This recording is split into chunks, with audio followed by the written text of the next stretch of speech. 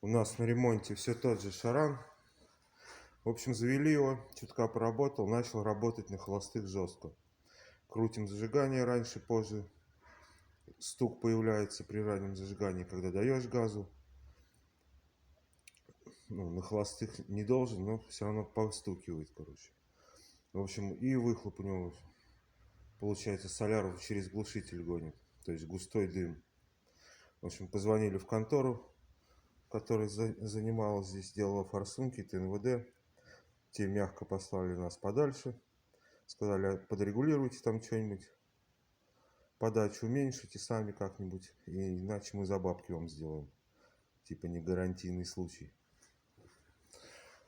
В общем, посмотрели в интернете, прочитали примерно, как это делается. В общем, все отрегулировали, теперь не стучит, работает ровно. Обороты были высокие еще, сейчас они стали 900, там 920 где-то вот так. На газ откликается хорошо, тянет хорошо. В общем, как отрегулировать подачу, сделать больше или меньше. Откручиваем вот этот болт и 3 болта нижних. Раз, с обратной стороны здесь, внизу. 2 и вот этот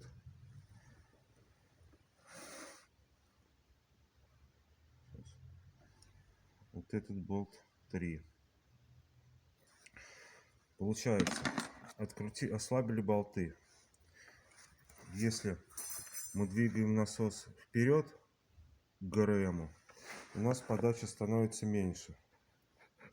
То есть топливо поступает в форсунки меньше. Если мы двигаем в обратную сторону, к водителю или на аккумулятор, кому как удобнее, подача становится больше.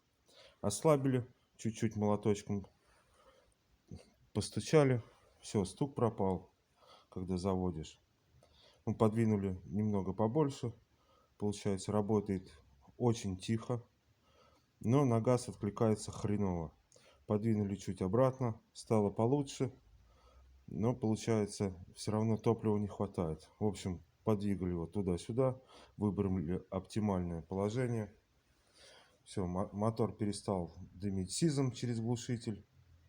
Обороты 920 где-то, холостой ход. Но это на холодный, еще не прогретый двигатель. И получается, все реагирует офигенно, разгоняется, динамика разгона хорошая. В общем, машину будем сегодня отдавать. Все готово.